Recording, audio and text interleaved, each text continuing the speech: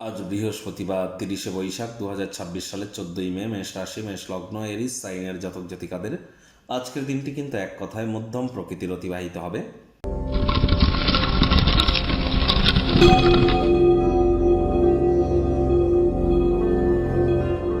ভিডিওটির শুরুতে স্ক্রিনে আপনারা দেখতে পাচ্ছেন বৃহস্পতির বীজমন্ত্র ওম গ্রাং রিং রং স গুরাবে নমঃ।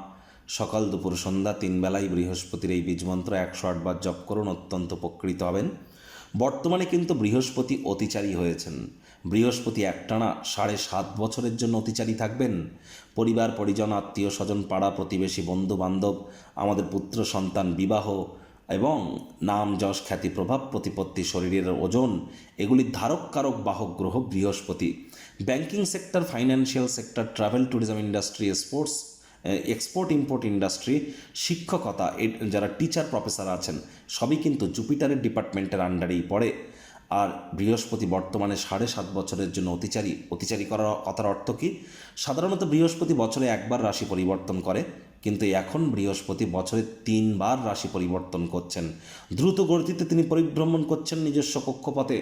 এজন্য অবশ্যই বৃহস্পতির মজবুতি প্রাপ্তি করবার জন্য বৃহস্পতির বীজমন্ত্র রেগুলার আপনারা 108 বার করে জপ করুন এবং চেষ্টা করুন বৃহস্পতিবার করে সাত্ত্বিক জীবনযাপন গ্রহণ করবার এবং বৃহস্পতিবার করে যোগব্যায়াম, ধ্যান, প্রাণায়ামের সাহায্য নিন। কলা গাছের গোড়ায় অথবা অশ্বত্থ গাছের গোড়ায়, বট গাছের গোড়ায় আপনারা কাঁচা দুধ অথবা 1 বোতল জল আপনারা দুপুরবেলার সময় কিন্তু ঢেলে আসতে পারেন। বাড়ির উত্তর পূর্ব কোণ, ঈশান কোণে তামার, মাটির, কাঁচের বা পিতলের পাত্রে জল রাখুন। রেগুলার চেঞ্জ করে দিন। যারা দীক্ষা নেননি ইমিডিয়েট দীক্ষা নিন, তবেই কিন্তু প্রোটেকশন পাবেন। ভাগ্যমিটার আজ আপনাদের বলছে 7 আউট অফ 10। ভাগ্য আপনাদের অনুকূলেই থাকবে। প্রেম, দাম্পত্য এই দুই ব্যাপারেই কিন্তু আপনাদেরকে একটু সাবধানতা অবলম্বন করেই চলতে হবে। কায়িক পরিশ্রমের হলেও শরীর মনে সতেজতা এবং তরতাজাই আপনারা অনুভব করবেন। দীর্ঘদিনের পুরনো রোগশোক থেকেও আজ মুক্তি প্রাপ্তি করবার দিন, পরিত্রাণ প্রাপ্তি করবার দিন। আত্মবিকাশের প্রকল্পগুলি একের থেকে বেশি উপায়ে আপনাদেরকে পুরস্কৃত করতে পারে। নিজের সম্পর্কে ভালো এবং প্রত্যয়ী আপনারা অনুভব করবেন।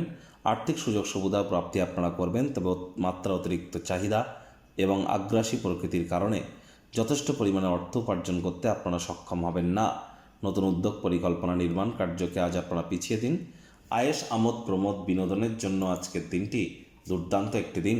চাকরিজীবীদের অফিসে কম কথা বলে কাজ বেশি করলে অফিসে বস কলিগদের সাথে ভাব ভালোবাসা বাড়বে।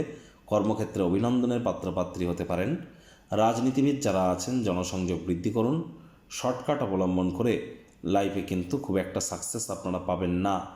আজ অবশ্যই শিক্ষার্থী বিদ্যার্থীদের পড়াশোনায় মনোযোগ আরও বৃদ্ধি করতে হবে। উচ্চশিক্ষার জন্য যারা বিদেশ যাত্রার কথা ভাবছিলেন, ভাগ্যদেবীও আজ আপনাদের পক্ষেই আছেন। সন্তান থেকে থাকলে তারাও তাদের কৃতিত্বের দ্বারা আপনাদেরকে গর্বিত অনুভব করাতেই পারে। হাউস ওয়াইফ যারা আছেন দিনের শুরুটা তাড়াতাড়ি করুন।